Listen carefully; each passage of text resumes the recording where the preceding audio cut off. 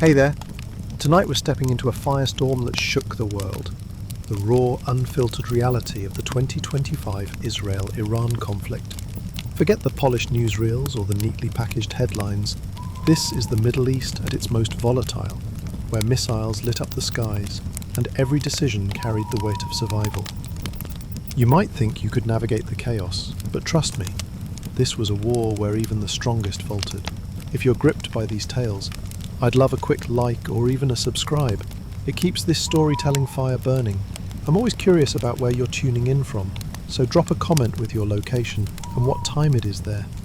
It's incredible to see our global community connect through these stories. Now, dim the lights, maybe grab a cup of tea for that quiet comfort, and let's ease into tonight's journey together. We're about to uncover why the clash between Israel and Iran wasn't just a war. It was a crucible that tested the limits of nations, people, and the world watching in suspense. The conference room in Vienna was a tomb of shattered hopes.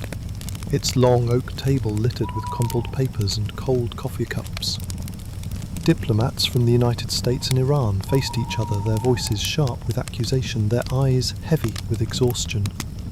It was June 12, 2025, and the final attempt to revive the 2015 Joint Comprehensive Plan of Action had collapsed. A report from the International Atomic Energy Agency, a global body monitoring nuclear activities, lay at the centre of the dispute. Iran had stockpiled uranium enriched to 60%, far beyond the agreed 3.67% limit, and barred inspectors from sites like Natanz and Fordow. Reuters, a leading international news agency, reported that Iran's defiance had pushed the talks past the breaking point.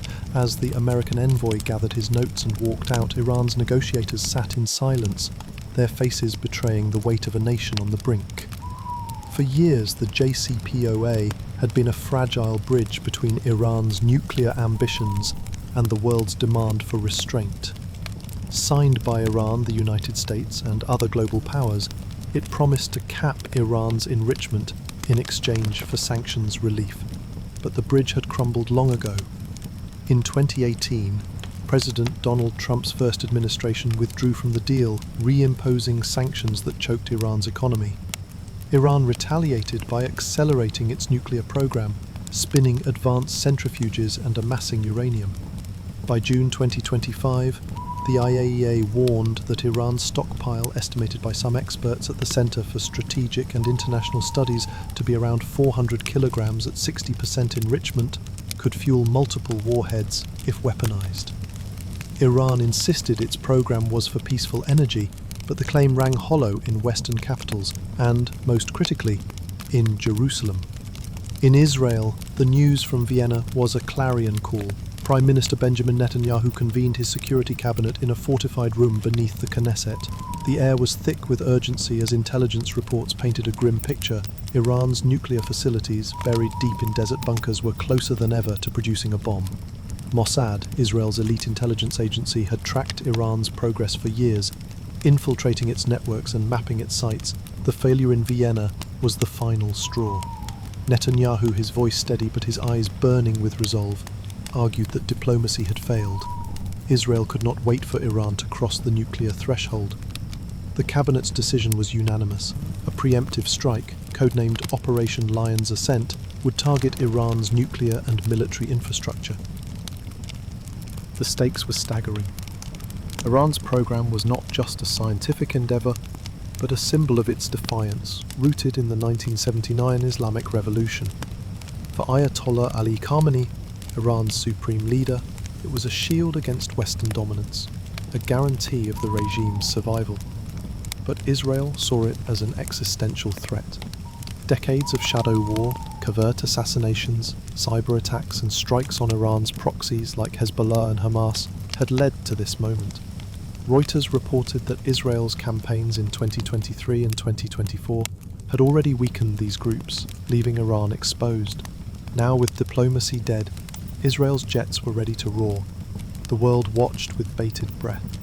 In Washington, President Trump, now in his second term, faced a divided administration. His advisors, from hawkish senators to America First isolationists, clashed over whether to back Israel's gamble. Trump had warned of a massive conflict just days before, as noted by CNN, but insisted the US would not be directly involved, yet. In Moscow and Beijing, leaders condemned Israel's plans, warning of a regional firestorm. The United Nations, through Secretary-General Antonio Guterres, urged restraint, but its pleas were drowned out by the drumbeat of war. In Tehran, Iran's Revolutionary Guards prepared for retaliation, their missile silos humming with activity. Israel's resolve was forged in history. Memories of the Holocaust and past wars fueled a doctrine of preemption. The strikes would be surgical, targeting Natanz, Fordow, and key military figures like IRGC General Hossein Salami. Mossad's intelligence, gathered through years of covert operations, ensured precision, but the risks were undeniable.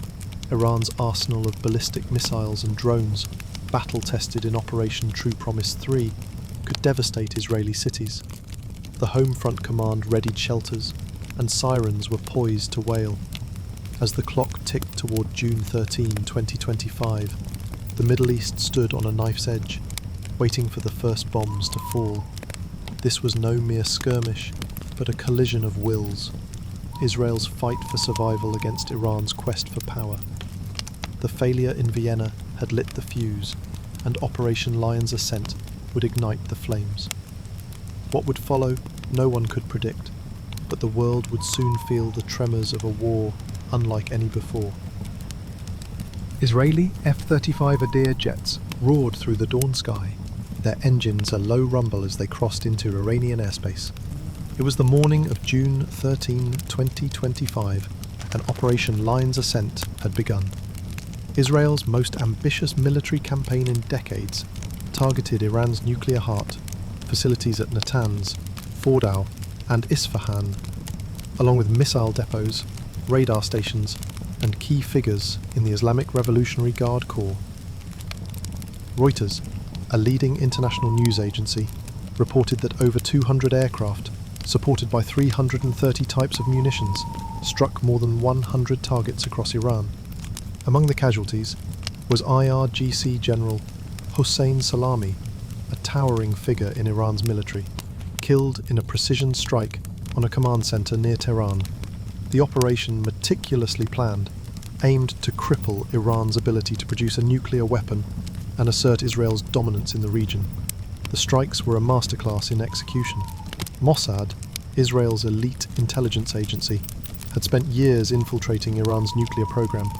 Agents and satellite imagery pinpointed the locations of Natanz's enrichment halls and Fordow's underground bunkers, while covertly deployed drones disrupted Iran's air defences.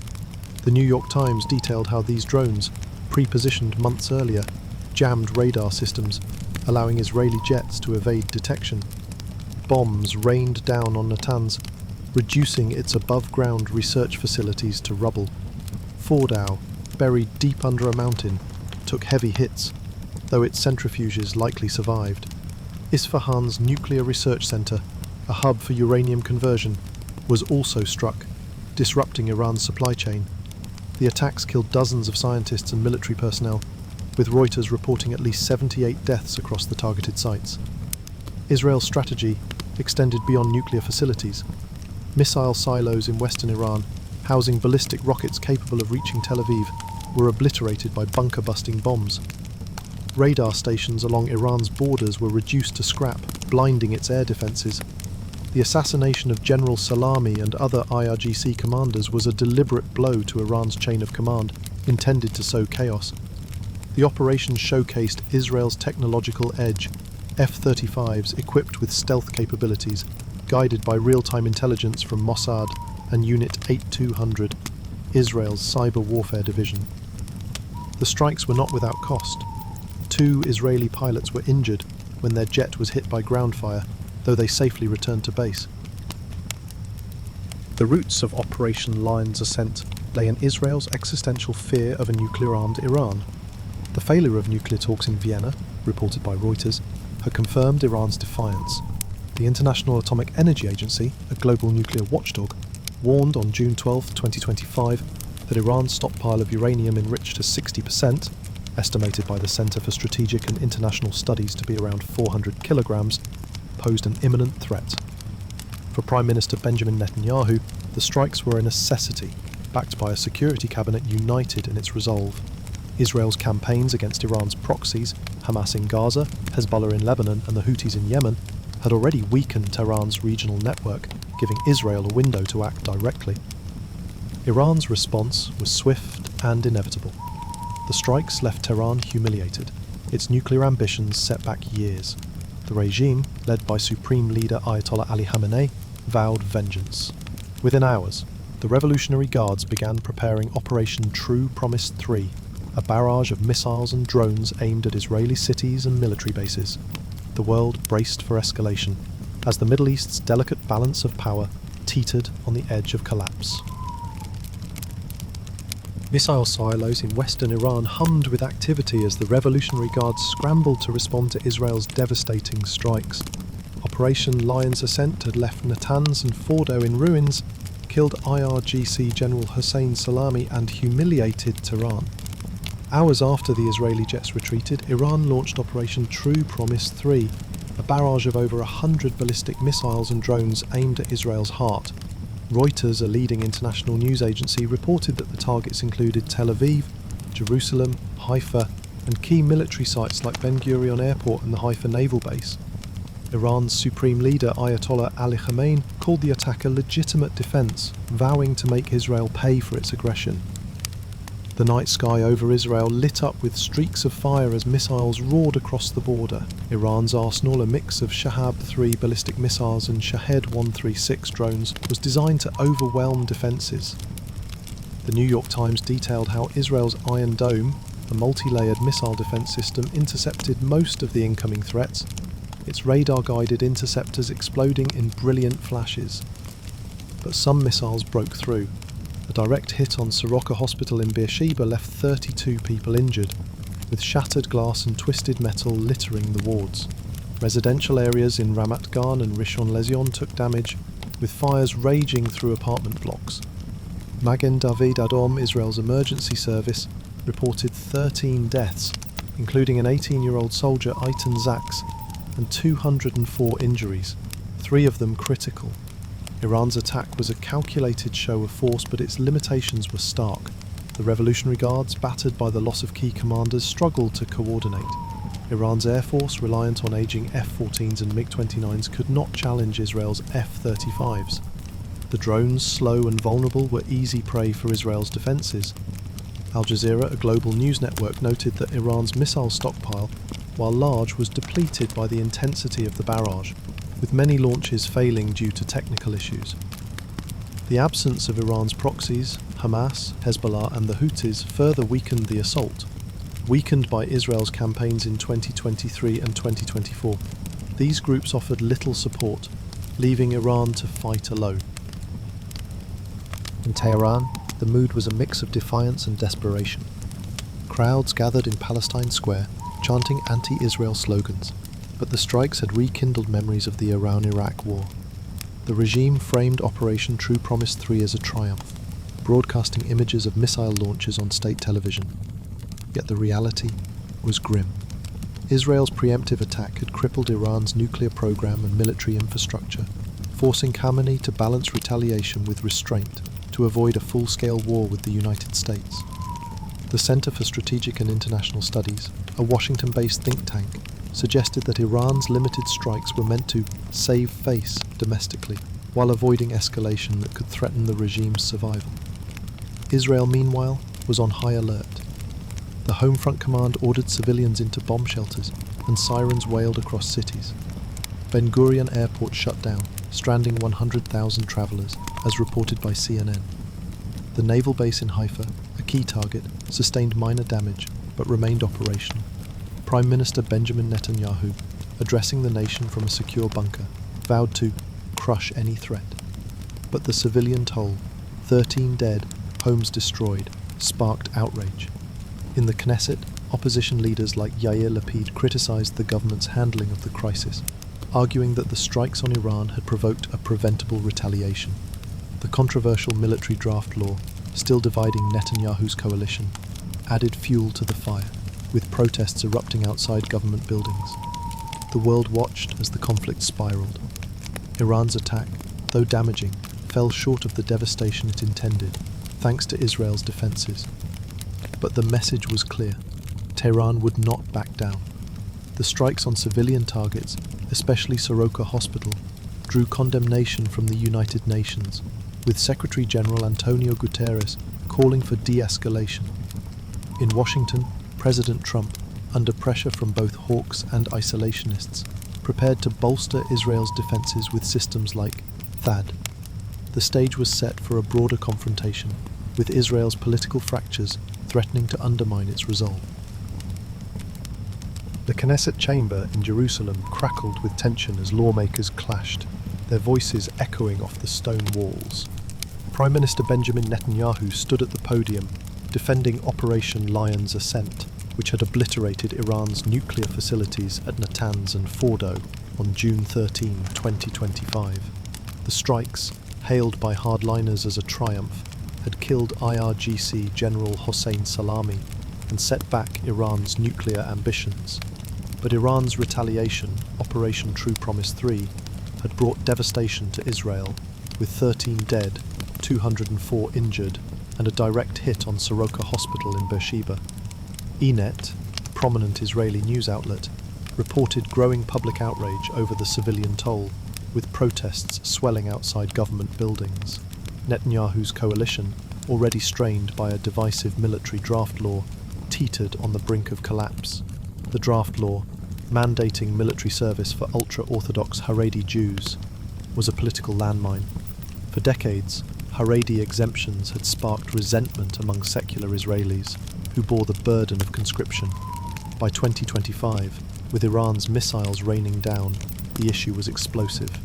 UNET polls showed 60% of Israelis supported ending the exemptions, arguing that national survival demanded unity. But Haredi parties, vital to Netanyahu's coalition, threatened to bolt if the law passed. Netanyahu, a master of political survival, saw the strikes on Iran as a way to rally the nation and deflect criticism. The destruction of Natanz and Fordow, reported by Reuters as a decisive blow, briefly bolstered his image as a wartime leader. Yet the civilian casualties and damaged infrastructure, hundreds of homes in Ramat Gan and Rishon LeZion reduced to rubble, undermined his narrative. Opposition leaders seized the moment. Yair Lapid, head of the Yesh Atid party, accused Netanyahu of recklessness, arguing that the strikes had provoked Iran's retaliation without a clear plan for the aftermath. In the Knesset, debates grew heated as left-leaning lawmakers questioned the cost of war. 100,000 travellers stranded after Ben Gurion Airport closed, and thousands huddling in bomb shelters. The Center for Strategic and International Studies, a Washington-based think tank, noted that Israel's preemptive strategy, while tactically successful, risked long-term escalation, a point echoed by critics who feared a wider regional conflict. Netanyahu's defenders, led by nationalist figures like Itamar Ben-Gvir, insisted that neutralizing Iran's nuclear threat justified the cost, but their voices were drowned out by protests demanding accountability. The war exposed deeper fractures. Netanyahu's coalition, a patchwork of religious and far-right parties, was unravelling. The Haredi draft law, already a point of contention, became a lightning rod after Iran's attack. Secular Israelis, furious at the loss of life, marched in Tel Aviv, chanting for equal sacrifice. Haredi communities, meanwhile, held counter-protests, viewing the law as an attack on their way of life. The threat of a snap election loomed, with polls suggesting Netanyahu's Likud party could lose seats. His decision to launch Operation Lion's Ascent, while backed by the Security Cabinet, was seen by some as a political gambit to shore up support amid corruption allegations and domestic unrest. The New York Times reported that Netanyahu's wartime rhetoric, vowing to crush any threat, failed to quell doubts about his leadership. Israel's home front was a study in resilience and division. The home front command kept shelters open, and Magen David Adom worked tirelessly to treat the wounded. But the psychological toll was immense. Families in Beersheba, still reeling from the hospital attack, demanded answers. Social media posts, amplified on platforms like X, showed images of burning buildings and grieving families, fueling calls for de-escalation. The war had unified Israel against an external enemy, but it also laid bare its internal fault lines. Netanyahu's gamble had delayed Iran's nuclear program, but at a cost that threatened to fracture his government and the nation's trust. The conflict's ripples reached beyond Israel's borders. The United States, Israel's staunchest ally, faced its own dilemmas. President Trump, navigating a divided administration, had to balance support for Israel with domestic pressure to avoid entanglement. The deployment of defensive systems like THAAD signalled America's commitment, but the question of deeper involvement loomed, setting the stage for a pivotal decision. 6 American B-2 stealth bombers cut through the night sky, their sleek forms invisible to radar as they approached Iranian airspace. On June 21, 2025, the United States launched Operation Midnight Hammer, a decisive strike targeting Iran's nuclear facilities at Natanz, Fordow, and Isfahan. The attack, involving 12 bunker-busting bombs and 30 cruise missiles fired from US submarines, was a bold escalation in the Kuk-Chen Toldnal. Reuters, the leading international news agency, reported that President Donald Trump, in a televised address from the White House, declared Iran's nuclear program wiped out. The strikes, coordinated with Israel's Operation Lion's Ascent, aimed to finish what Israel had started, but they plunged the US into a conflict fraught with domestic and international peril. The operation was a display of raw power. The B-2s, flying from bases in Diego Garcia, dropped precision-guided munitions on Natanz's enrichment halls, already damaged by Israel's earlier strikes. Fordow, nestled under a mountain, was hit with bunker busters designed to penetrate deep fortifications, though the New York Times noted that its centrifuges likely remained intact. Isfahan's uranium conversion facility, a critical node in Iran's nuclear supply chain, was reduced to rubble. The strikes killed dozens, including key scientists and IRGC personnel, adding to the 400 deaths Iran had suffered since June 13. The Center for Strategic and International Studies, a Washington-based think tank, estimated that the combined US and Israeli attacks set Iran's nuclear program back by at least a decade, though some analysts cautioned that Tehran's resolve to rebuild could intensify. Trump's decision to strike was driven by pressure from Israel and his own hawkish advisors. Israel's Operation Lion's Ascent had crippled Iran's nuclear infrastructure, but Prime Minister Benjamin Netanyahu pressed for US involvement to ensure total destruction. Trump, navigating his second term, saw the operation as a chance to project strength.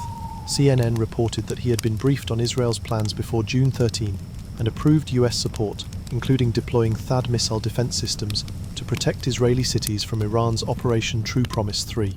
But Operation Midnight Hammer was a step further, committing American forces to direct combat. The move drew sharp criticism from the America First wing of his party, with 53% of Trump voters opposing military intervention, according to polls cited by the New York Times. Iran's response was immediate and defiant. The Revolutionary Guards launched a salvo of ballistic missiles targeting US bases in Qatar's Al Udeid Air Base and Iraq's Al Assad, though no American casualties were reported. Al Jazeera, a global news network, noted that Iran's attacks were limited, signalling a desire to avoid all-out war with the US. Supreme Leader Ayatollah Ali Khamenei condemned the strikes as American aggression, rallying Iranians with memories of the Iran-Iraq War. In Tehran, state media broadcast images of burning US flags, but the regime faced a delicate balancing act: retaliate enough to save face without provoking a broader conflict that could topple it. In Washington, Trump faced a political firestorm. The decision to launch Operation Midnight Hammer without congressional approval sparked outrage among Democrats and some Republicans. Figures like Senator Lindsey Graham praised the strikes, arguing they protected US interests by curbing Iran's nuclear threat. But critics, including former Fox News host Tucker Carlson, accused Trump of dragging America into another Middle East quagmire. The debate echoed the tensions of 2018, when Trump's withdrawal from the JCPOA had set the stage for this crisis. The failure of nuclear talks in Vienna, reported by Reuters, had left the US with few diplomatic options, pushing Trump toward military action to back Israel. Israel, meanwhile, welcomed the US intervention but grappled with its own challenges. The strikes on Iran had bolstered Netanyahu's image, but the civilian toll from Iran's retaliation, 13 dead, 204 injured, fueled domestic unrest. Protests in Tel Aviv demanded accountability, while the Haredi draft law continued to fracture Netanyahu's coalition. The US strikes, while a tactical victory, shifted global attention to the broader consequences of the war. The international community, from the United Nations to the Gulf Cooperation Council, scrambled to respond, setting the stage for a chorus of condemnation and calls for peace. Russia and China, Iran's strategic allies, were quick to denounce the attacks.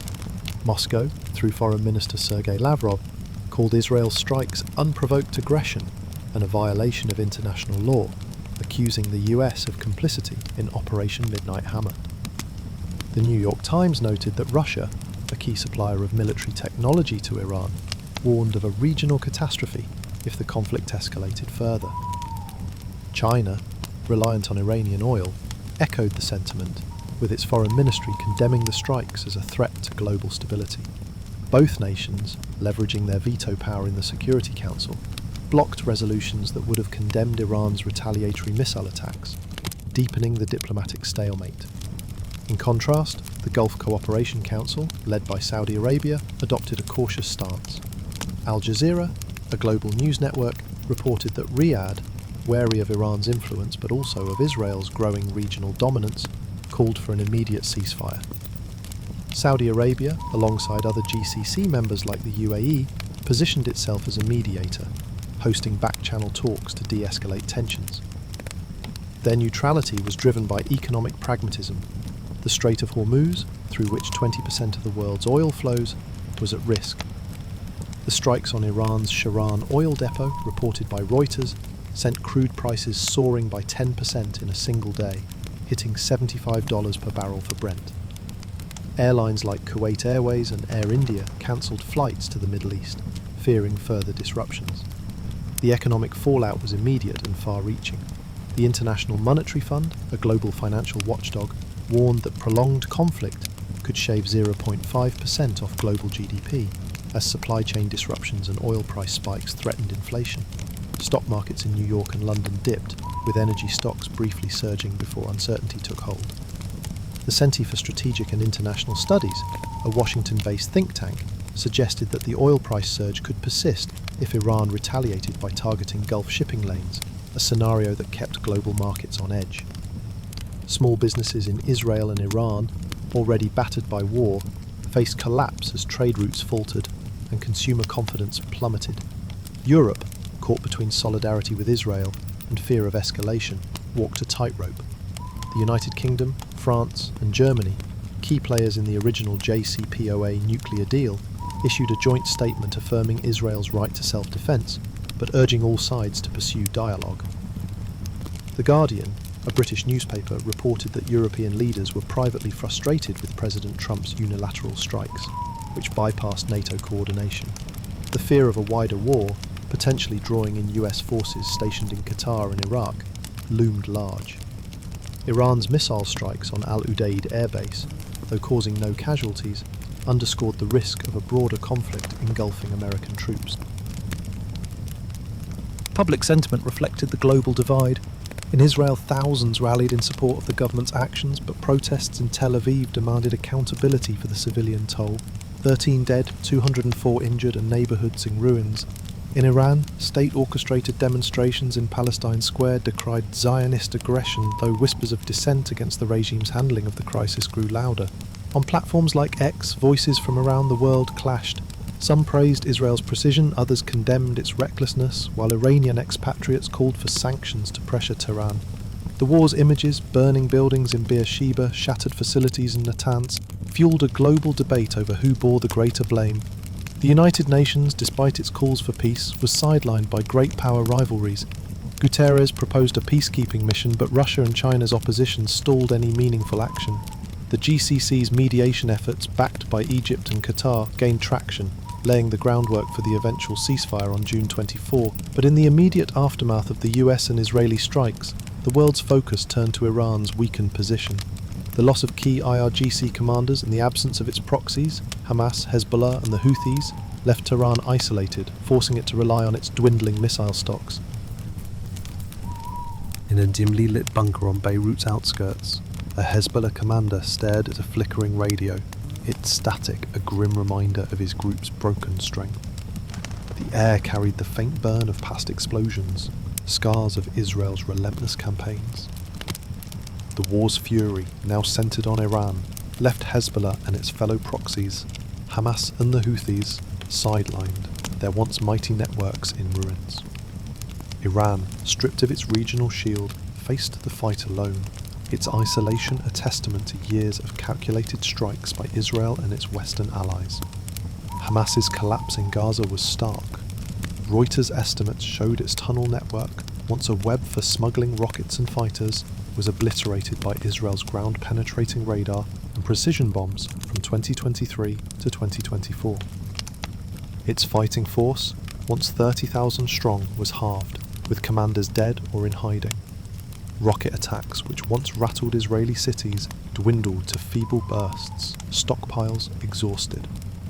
Al Jazeera said Hamas's leaders, bunkered in Gaza, issued hollow statements of defiance, their focus consumed by evading Israeli drones and surviving relentless surveillance.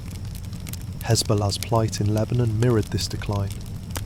Israel's 2024 border operations, guided by Mossad intelligence, gutted missile depots holding tens of thousands of rockets.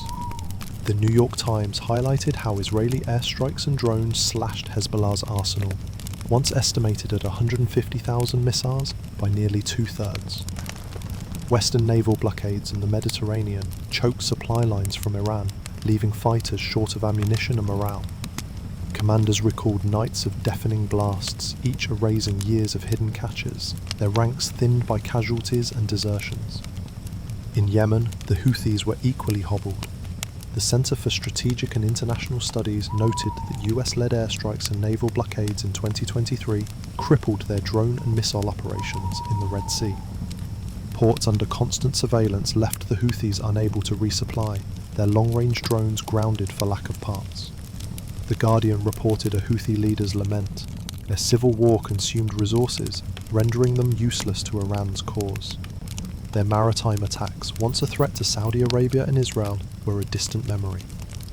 Israel's strategy was ruthless and precise. Years of intelligence, satellites, intercepted calls and covert agents had mapped the proxies' networks. The Center for Strategic and International Studies suggested Israel's campaigns dismantled Iran's axis of resistance, leaving Tehran exposed. Hamas's tunnels were gone, Hezbollah's rockets scarce, and the Houthis distracted. Iran, without its proxy support, relied on dwindling missile stocks, its regional influence shattered. The world took notice. Russia and China, while critical of Israel, offered Iran little aid, wary of entanglement. The Gulf Cooperation Council, led by Saudi Arabia, pushed for mediation, sensing a chance to curb Iran's reach. Israel, emboldened, faced its own domestic unrest, with protests over the war's toll simmering. The stage was set for Iran to confront its isolation, a battle it could no longer delegate. Tehran's military command centres hummed with urgency, screens flashing with missile trajectories and dwindling stockpile counts. Iran stood alone, its regional allies crippled and its arsenal stretched thin. Reuters reported that Iran's missile reserves, once a cornerstone of its deterrence, were critically depleted after massive barrages. The absence of Hamas, Hezbollah and the Houthis, gutted by Israel's campaigns from 2023 to 2024, left Tehran exposed, forced to rely on its own faltering resources in a desperate bid to project strength. The Revolutionary Guards, now led by untested commanders, grappled with logistical chaos. Al Jazeera noted that Shahab-3 missiles and Shahed-136 drones designed to overwhelm defences suffered from technical failures, with many misfiring or falling to Israel's Iron Dome. The Guardian highlighted fuel shortages that hampered missile deployments, while sanctions choked access to critical components. Iran's air force, reliant on ageing F-14s and MiG-29s, was outmatched by Israel's F-35s and US air power. The New York Times described the military's struggle to coordinate, with supply lines strained and morale fraying under the weight of isolation. Khomeini's regime scrambled to maintain its grip. State television broadcast defiant speeches, framing Iran's strikes as a triumph, but the reality was grim. The Center for Strategic and International Studies estimated that Iran's missile production, hampered by sanctions, couldn't keep pace with losses, each Shahed 136 drone a costly asset. Strikes on Israel had caused damage but fell short of strategic goals, leaving the regime to balance defiance with the risk of further escalation. Attacks on US bases in Qatar and Iraq were deliberately limited, a cautious move to avoid a broader American response. Public sentiment in Iran was a volatile mix. State-orchestrated rallies in Palestine Square cheered the regime, but whispers of dissent grew on platforms like X. Economic hardship, exacerbated by disrupted trade and sanctions, stoked frustration, with memories of the Iran-Iraq war resurfacing. The Guardian reported growing discontent in cities, where power outages and medicine shortages fueled anger. The regime's propaganda worked overtime, but cracks in its narrative hinted at the unrest that would soon challenge its authority. Tehran streets pulsed with tension, the air thick with the scent of unrest. Markets, once vibrant, stood half-empty as skyrocketing prices and power outages choked daily life. Reuters reported that Iran's economy, battered by sanctions and war, faced a deepening crisis, with inflation soaring past 40%. Supreme Leader Ayatollah Ali Khamenei's regime, already strained by military setbacks, struggled to contain growing dissent. The absence of regional allies and depleted arsenals left Iran exposed, fueling public frustration that threatened to unravel the Islamic Republic's iron grip. The Guardian highlighted protests flaring in Isfahan, where locals decried damage to cultural sites near military targets, blaming the regime's reckless ambitions. Merchants in Tehran's Grand Bazaar, voices hoarse from shouting, demanded relief from shortages that left shelves bare. The besieged paramilitary swept through, arresting dozens, but dissent simmered on encrypted apps, with students and workers calling for reform. Al Jazeera noted that memories of the 2019 fuel riots haunted the regime, as economic despair reignited old grievances. The loss of seasoned commanders, including key IRGC figures, further weakened the military's ability to enforce order. Khamenei's propaganda machine worked overtime. State television aired fiery speeches urging unity against external enemies, but the narrative faltered. The New York Times described a growing divide. Older Iranians, scarred by the Iran-Iraq war, clung to loyalty, while younger voices on platforms like X questioned the regime's priorities. The Center for Strategic and International Studies suggested that economic collapse could spark broader uprisings, with sanctions blocking access to critical imports like medicine and fuel. Iran's leadership, caught between defiance and survival, faced a narrowing path. Efforts to stabilize faltered. Appeals for aid from China and Russia yielded little, as both powers prioritized their own interests. The Gulf Cooperation Council's offer of trade relief, tied to the ceasefire, stirred debate within Iran's elite. Hardliners rejected foreign concessions, while pragmatists urged acceptance to ease public suffering. The regime's focus on rebuilding clashed with rising anger, setting the stage for Israel's intelligence operations to exploit Iran's vulnerabilities. Tel Aviv's intelligence hubs buzzed with precision, screens glowing with intercepted signals and satellite feeds. Israel's Mossad and Unit 8200, its elite cyber warfare division, orchestrated a covert war that exploited Iran's vulnerabilities. The New York Times described how Mossad's deep infiltration, built over decades, mapped Iran's military and nuclear networks with chilling accuracy. Agents embedded in Tehran's inner circles fed real-time data, exposing weak points in Iran's command structure. This intelligence edge, honed through years of clandestine operations, allowed Israel to outmaneuver a regime already reeling from isolation and economic collapse. Mossad's human intelligence was unmatched. Operatives, posing as technicians or bureaucrats, had penetrated Iran's nuclear facilities, gathering blueprints and schedules.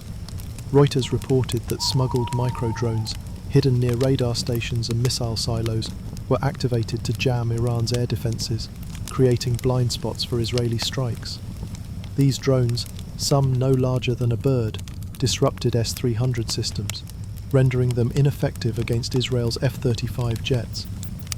The Guardian highlighted a daring operation where a Mossad agent embedded in Natanz relayed coordinates that pinpointed hidden centrifuges, ensuring devastating precision. The operation's success, hundreds of targets hit with surgical accuracy, owed everything to this covert groundwork. Unit 8201 amplified the assault through cyberspace. From a classified base, hackers breached Iran's military networks, intercepting IRGC communications and sowing chaos. Al Jazeera noted that cyber attacks scrambled radar signals, delaying Iran's response to Israeli incursions. One operation flooded command centers with false data, misdirecting missile launches and exposing vulnerabilities. The Center for Strategic and International Studies suggested that these cyber strikes, paired with physical sabotage, crippled Iran's ability to coordinate, leaving its leadership scrambling. The psychological impact was profound. Iran's generals, outsmarted and outgunned, faced a faceless enemy that struck from the shadows. The risks were immense. Mossad agents faced capture, with several reportedly detained in Iran over the years. The New York Times recounted a near miss in Isfahan, where an operative escaped detection just before a critical mission. Unit 8200's cyber attacks also invited retaliation, though Iran's less sophisticated cyber units struggled to respond. The Guardian reported that Iran's attempts to hack Israeli infrastructure fizzled, thwarted by robust defences. Israel's intelligence dominance not only tilted the battlefield, but also deepened Iran's paranoia, with the regime suspecting leaks at every turn. Global observers marvelled at Israel's prowess. Russia and China, wary of Mossad's reach, studied its tactics, while Gulf states like Saudi Arabia took note, balancing their mediation efforts with newfound respect. The Center for Strategic and International Studies estimated that Israel's intelligence operations had set Iran's strategic capabilities back years, amplifying the economic and political pressures now gripping Tehran. Yet, Israel's success came with a cost. Domestic critics questioned the war's toll, fueling debates that would soon ripple through global markets. Oil markets shuddered as Iran's petroleum infrastructure lay in tatters. Reuters reported that attacks on key facilities slashed Iran's oil output by 15%, sending Brent crude prices soaring 10% to $75 per barrel in a single day. The spectre of disruption in the Strait of Hormuz, a choke point for 20% of global oil, sent shockwaves through economies worldwide. From Tokyo's trading floors to London's financial hubs, panic set in, threatening a cascade of inflation and recession that no nation could ignore. Iran's economy, already battered by sanctions, teetered on collapse.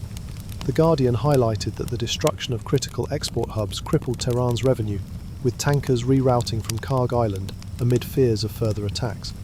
The International Monetary Fund warned that a prolonged crisis could shave 0.5% off global GDP as supply chains buckled and fuel costs spiked.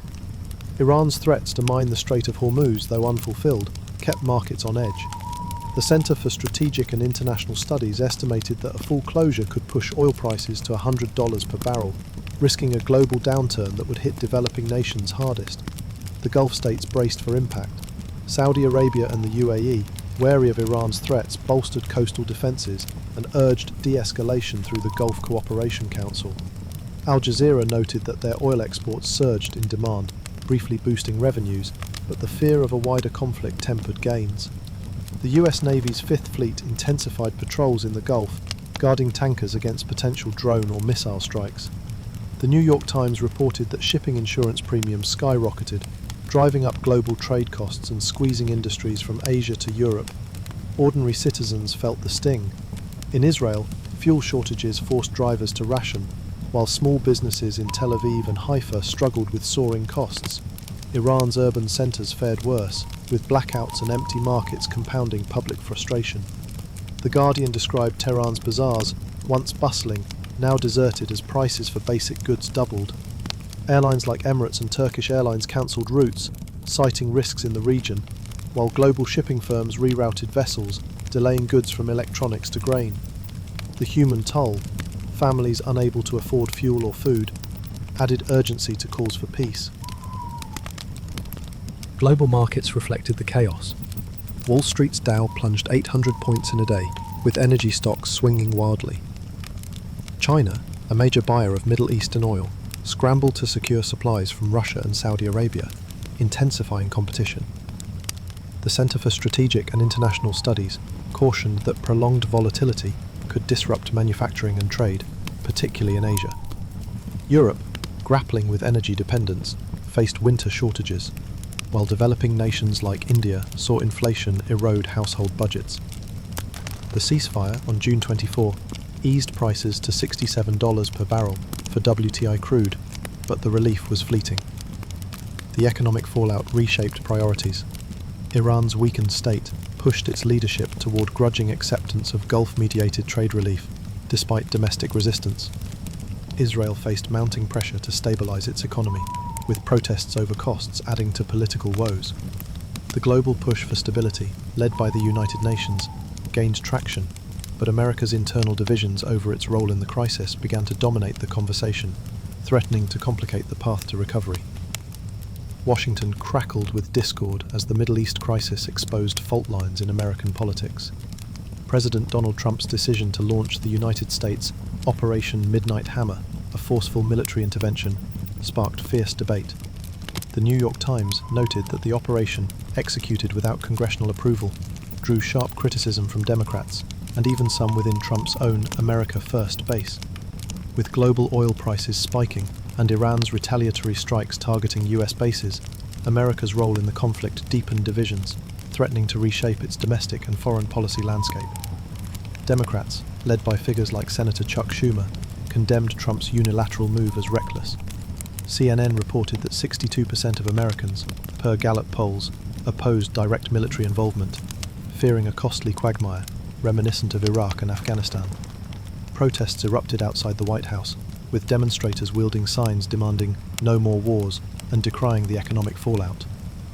Rising gas prices, hitting $4 per gallon in states like California, fueled public anger as families felt the pinch of inflation driven by the oil crisis.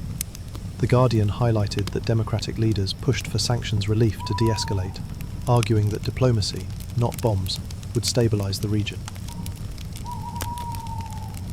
The America First faction within the Republican Party was equally vocal. Influential voices like former Fox News host Tucker Carlson slammed the United States Operation Midnight Hammer, arguing it prioritized Israel's security over US interests. Reuters reported that 53% of Trump voters, per internal polls, questioned the intervention, wary of foreign entanglements. The economic strain, skyrocketing fuel costs and market volatility hit swing states like Michigan and Pennsylvania hard, where voters prioritized jobs and prices over geopolitics. The Center for Strategic and International Studies cautioned that prolonged involvement could erode Trump's base, already frustrated by domestic economic woes. Trump's defenders, however, stood firm. Hawkish Republicans, including Senator Lindsey Graham, praised the operation as a bold strike against Iran's ambitions, ensuring Israel's safety. Al Jazeera noted that Trump's coordination with Israel, including deploying THAAD missile defense systems, was framed as a show of American strength. In a televised address, Trump vowed to stand by our ally, resonating with pro-Israel voters and evangelical supporters. Yet, the move did little to bridge the divide, as critics argued the operation risked escalating tensions without a clear endgame. The Pentagon faced mounting pressure. The US military, stretched across bases in Qatar, Iraq and Bahrain, braced for Iranian retaliation. The Guardian described how limited missile strikes on Al Udeid and Al Assad bases, though causing no US casualties, underscored the risks to troops. The Navy's Fifth Fleet, patrolling the Strait of Hormuz, worked overtime to secure oil routes, but resources were strained. Military leaders urged caution, warning Trump that further escalation could overextend forces. The shadow of past Middle East wars loomed, with generals citing the need for congressional backing to sustain operations. Public sentiment split sharply. On platforms like X, debates raged. Some hailed Trump's decisiveness. Others accused him of warmongering. The economic ripple effects hit hard. Airlines cancelled routes, shipping costs surged, and small businesses struggled with rising fuel prices. The New York Times reported that retailers in Ohio and Texas faced supply chain disruptions, driving up consumer goods prices. Iran's weakened state offered little reassurance, as global calls for peace grew louder, pushing Washington toward a diplomatic pivot. The international community leaned in. The United Nations and Gulf Cooperation Council pressed for a ceasefire, but America's internal fractures complicated its leadership. Trump, caught between hawks and isolationists, faced a defining moment. Double down on military support or embrace diplomacy.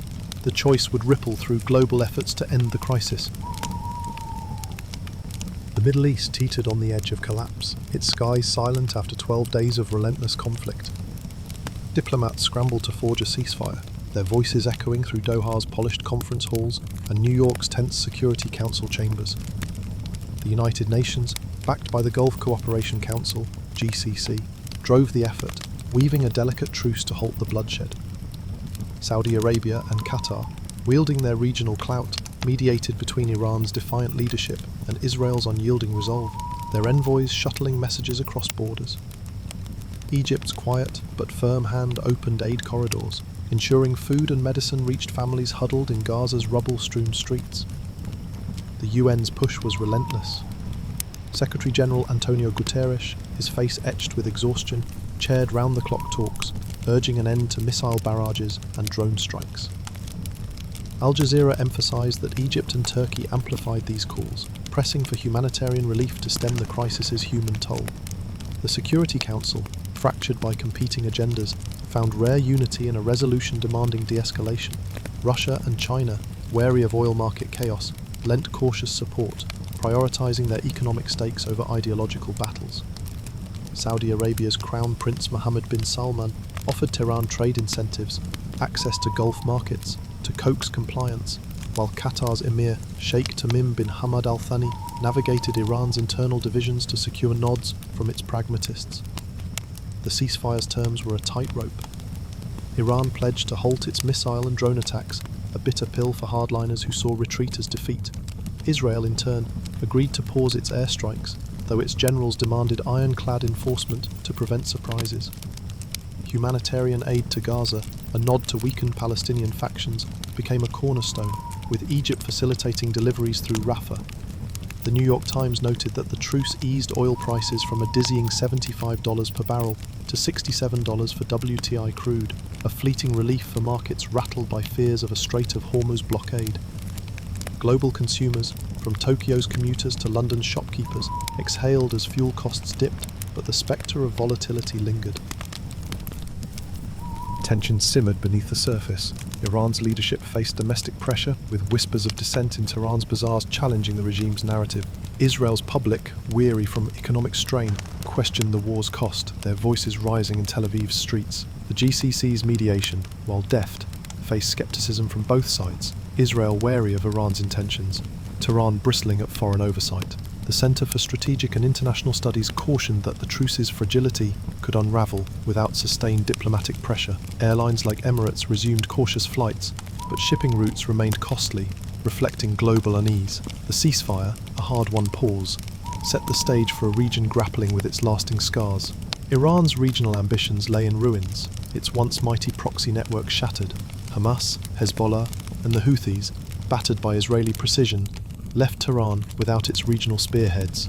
In Shiraz and Isfahan, protests swelled as families grappled with soaring prices and blackouts, their anger aimed at a regime struggling to spin defeat as defiance. Supreme Leader Ayatollah Ali Khamenei's fiery speeches rang hollow, as encrypted apps carried whispers of reform from students and workers, challenging the Islamic Republic's grip. Sanctions choked military rebuilding, forcing Iran into a defensive crouch. Israel, though tactically victorious, faced a fractured home front. Prime Minister Benjamin Netanyahu's coalition teetered as the Haredi draft law, mandating ultra-Orthodox military service, ignited fierce debate. Ynet polls showed 60% of Israelis demanded reform, their protests clogging Jerusalem's streets with signs decrying political stagnation. Small businesses in Tel Aviv and Haifa, battered by trade disruptions, limped along, while tourism, a lifeline for many, remained a shadow of its former self. The Guardian pointed out that Netanyahu's reliance on nationalist allies like Itamar Ben-Gvir risked a snap election, threatening his party's dominance. The war's gains came at a steep domestic cost.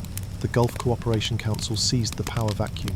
Saudi Arabia's Crown Prince, Mohammed bin Salman, struck oil deals with the US, stabilizing markets, while the UAE and Qatar poured funds into Gaza's reconstruction, aiming to blunt Iran's influence. These moves, deft and calculated, positioned Gulf states as the region's new arbiters, less reliant on Western security. Global markets steadied, with oil at $67 per barrel for WTI crude, but Europe's energy costs and Asia's scramble for supply underscored lingering volatility. The Centre for Strategic and International Studies suggested that inflation, driven by supply chain disruptions, could hit economies like India hardest. Global powers recalibrated. Russia and China, critical of Western moves, offered Iran little beyond words, wary of economic entanglement. The United Nations struggled to enforce peacekeeping, with Russia's veto stalling progress. On platforms like X, analysts debated the new order.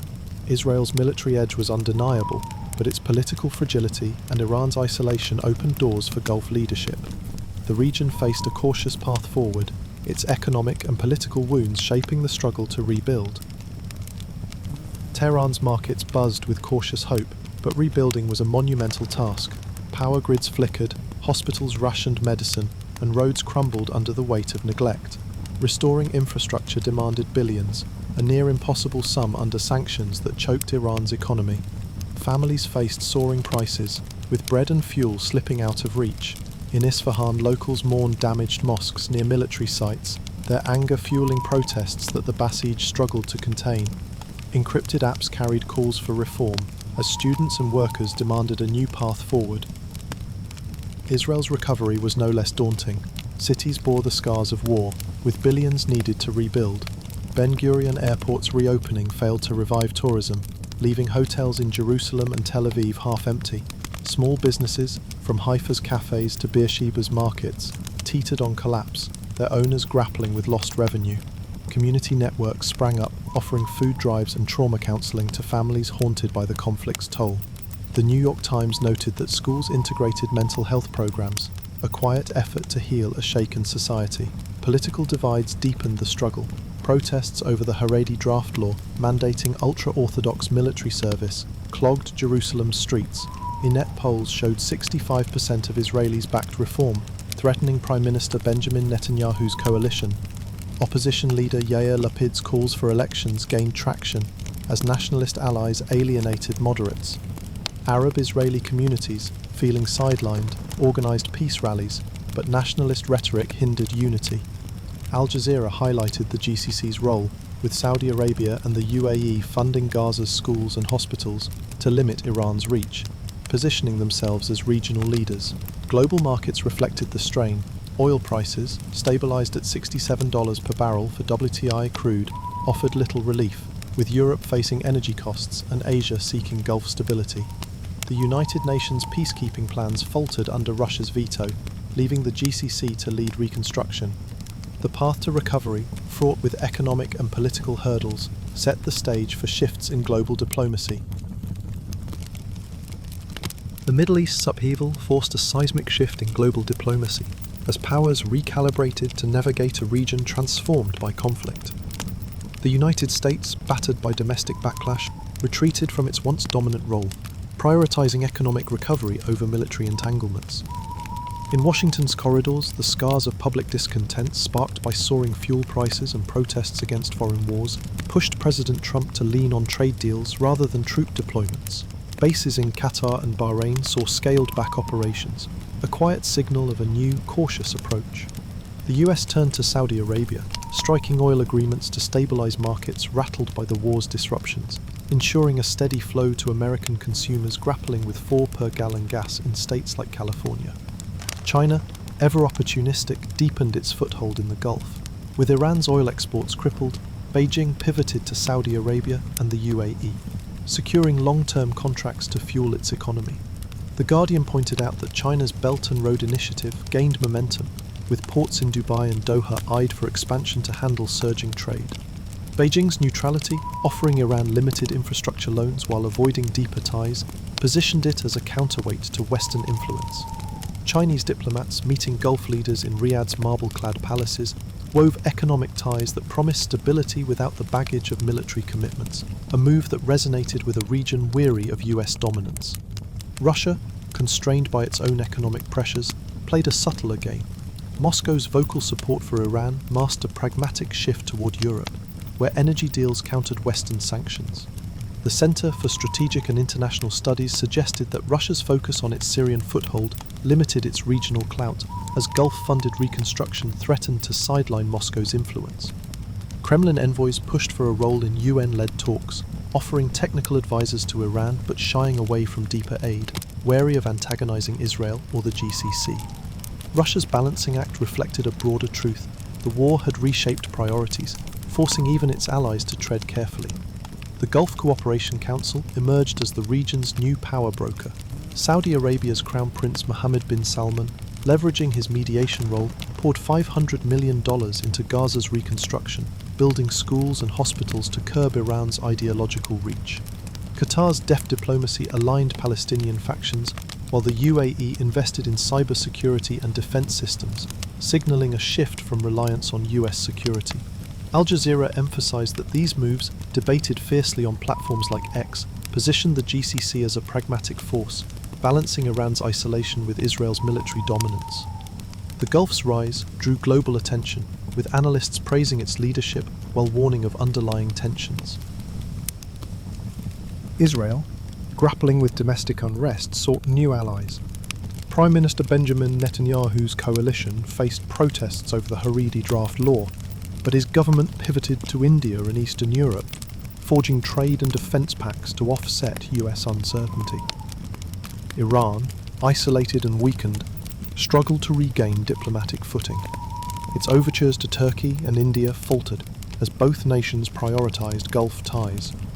The global economic stakes, oil prices lingering at $67 per barrel for WTI crude, underscored the urgency, with Europe facing energy costs and Asia pressing for Gulf stability. The shifting alliances, driven by economic and political realities, set the stage for efforts to stabilize a fractured region. The Middle East's fragile ceasefire demanded relentless efforts to forge lasting peace.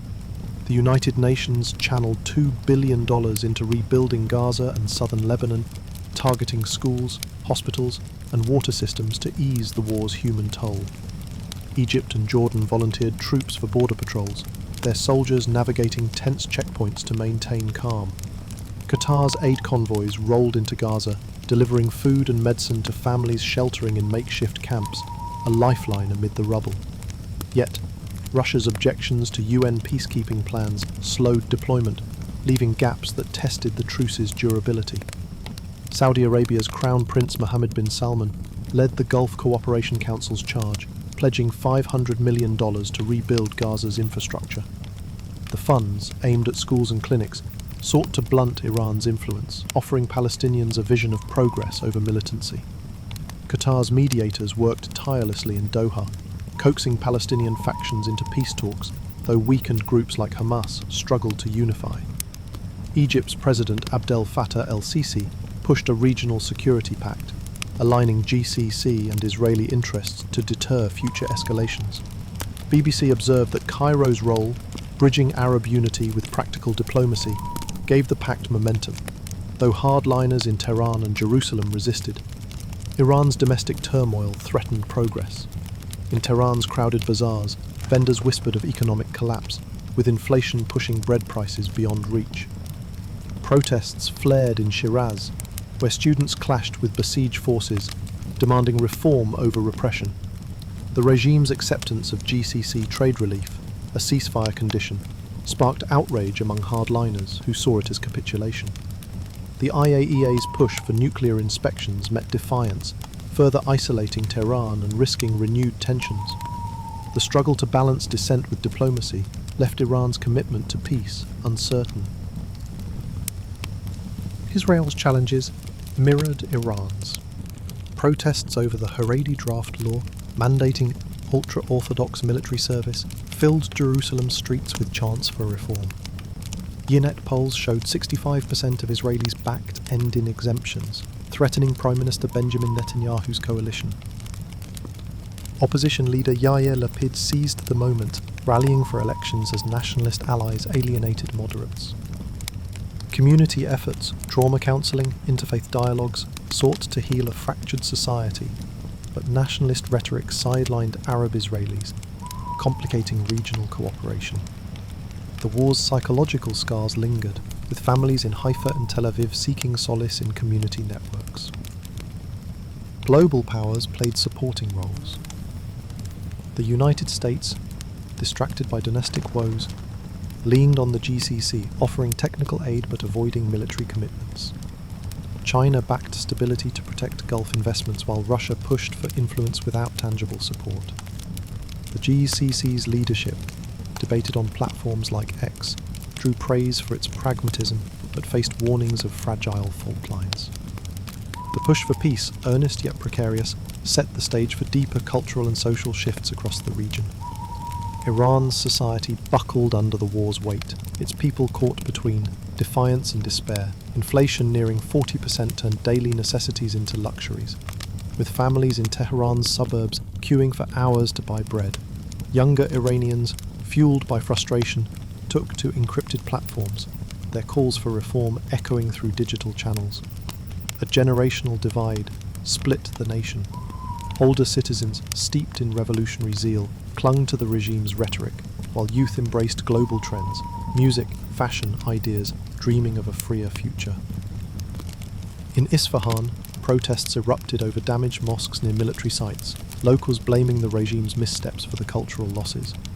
Minority groups like Kurds and Sunnis faced growing marginalization, their grievances met with Basij crackdowns that only deepened resentment. Community networks became lifelines. Underground charities distributed food, while art collectives wove dissent into poetry and songs, slipping past censors. These quiet acts of resistance hinted at a society rethinking its identity, as students in Shiraz painted murals of hope on crumbling walls. The Guardian pointed out that this cultural shift, though nascent, carried global resonance, drawing eyes to Iran's simmering unrest. Israel's social fabric strained under similar pressures. The Haredi draft law mandating ultra-Orthodox military service sparked fiery clashes between secular and religious communities.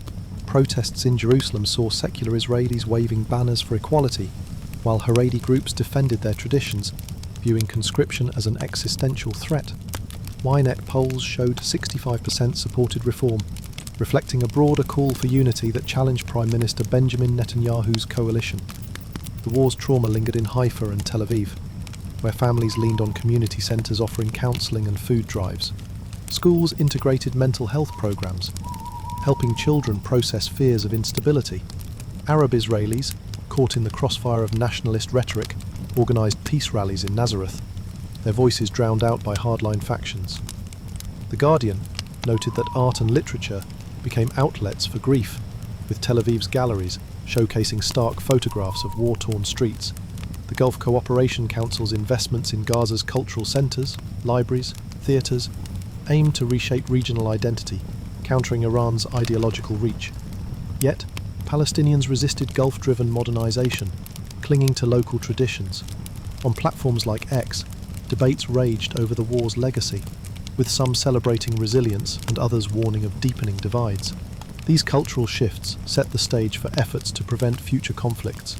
The Middle East's fragile peace demanded bold steps to prevent another war.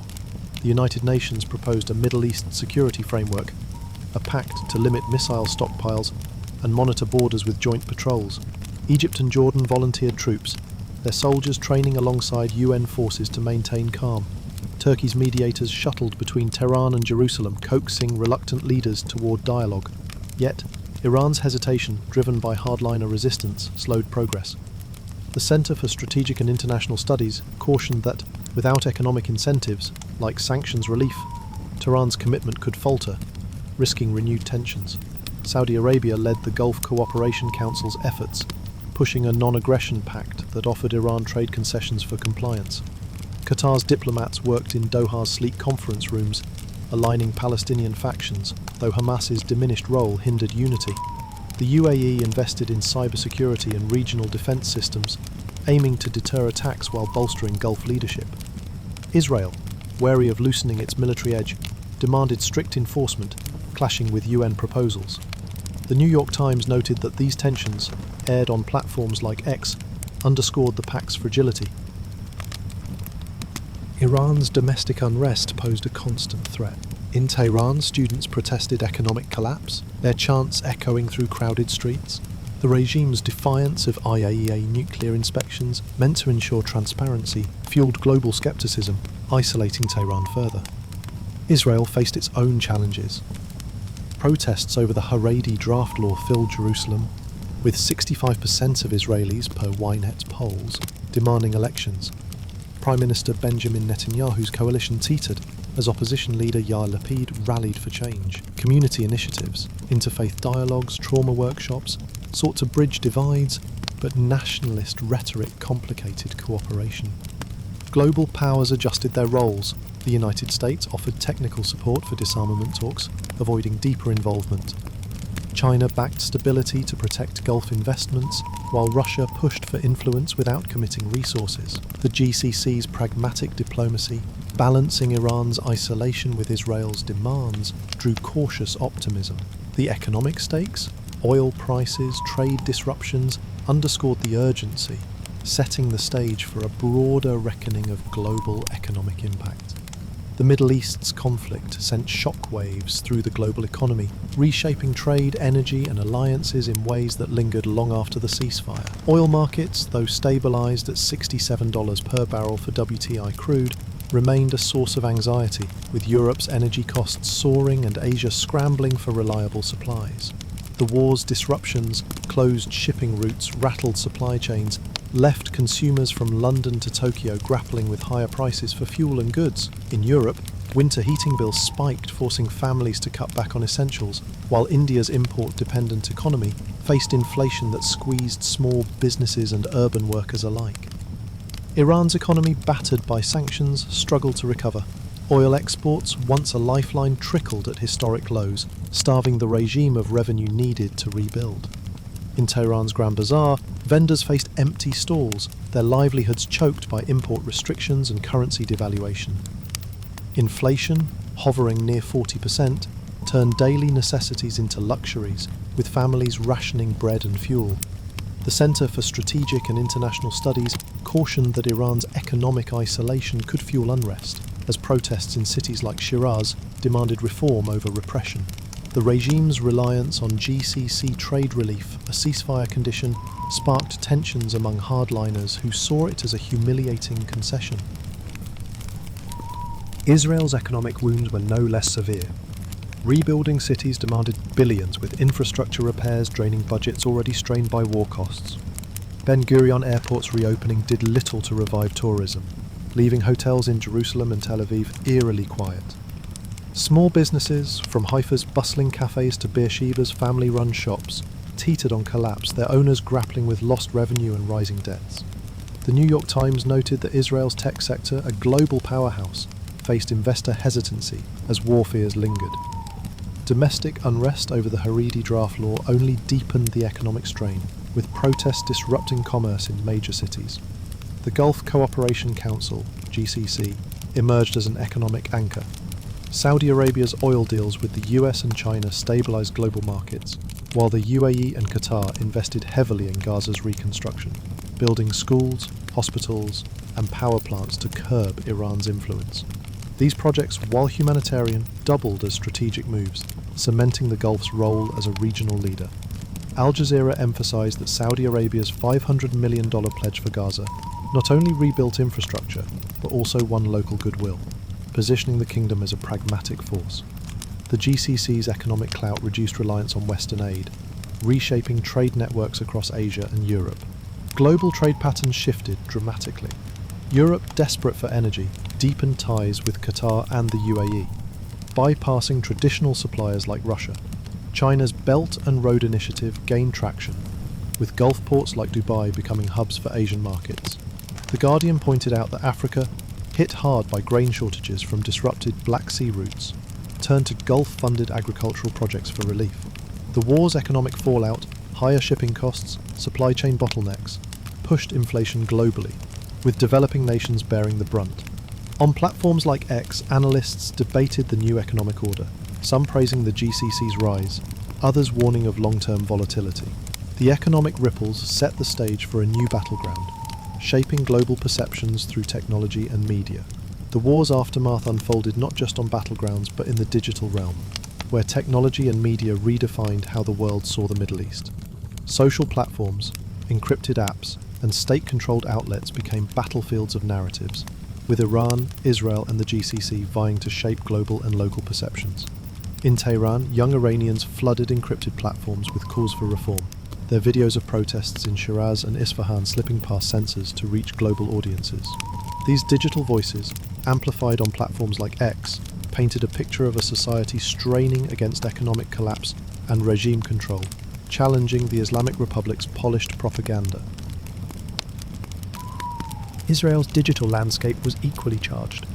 Citizens took to social media to vent frustrations over the Haredi draft law, with viral hashtags demanding political reform.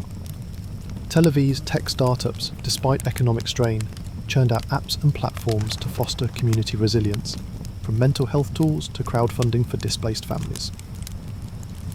The Guardian pointed out that Arab Israelis used online forums to organise peace rallies, though nationalist trolls often drowned out their messages.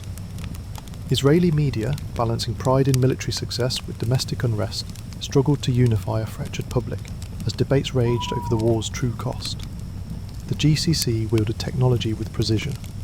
Saudi Arabia and the UAE launched digital campaigns to promote their Gaza reconstruction efforts, streaming footage of new schools and hospitals to win global goodwill. Qatar's Al Jazeera amplified these efforts, broadcasting stories of Palestinian families rebuilding lives, subtly countering Iran's narrative.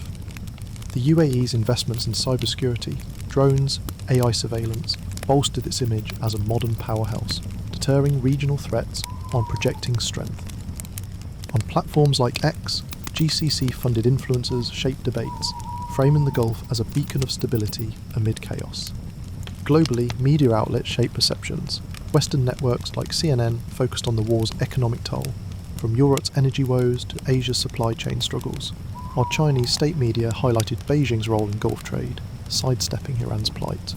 Russia's outlets pushed pro-Tehran narratives, but prioritised domestic audiences, wary of alienating Gulf partners. The Centre for Strategic and International Studies noted that misinformation, spread by state actors and rogue bots, complicated peace efforts, with false reports of ceasefire violations fueling distrust. Digital literacy programmes, backed by the UN, aimed to counter this, but the battle for truth remained fierce. The war's legacy lived online, where narratives of resilience clashed with those of division. Iran's youth, Israel's activists, and the GCC's strategists used technology to project their visions, setting the stage for a long-term quest for peace. The Middle East's fragile truce demanded a bold vision to prevent future conflicts, with leaders and communities grappling to build a lasting peace. The United Nations pushed a Middle East security framework, a pact to limit missile stockpiles and establish joint border patrols. Egypt and Jordan trained troops for UN missions, their presence a quiet deterrent along tense borders. Turkish diplomats, shuttling between Tehran and Jerusalem, pressed for dialogue, though Iran's hardliners resisted, wary of external oversight.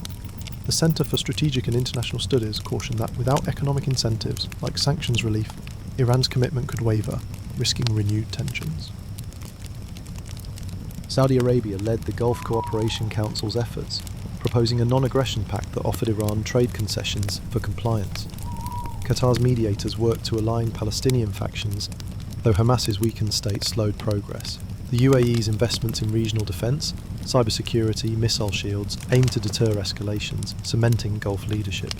The New York Times noted that Israel's insistence on strict security guarantees clashed with UN proposals, stalling talks, yet grassroots efforts in Gaza, from community councils to youth programmes, fostered hope, as locals rebuilt with Gulf funds. Iran's domestic unrest posed a constant threat. Protests in Tehran and Isfahan, fueled by economic hardship, challenged the regime's authority.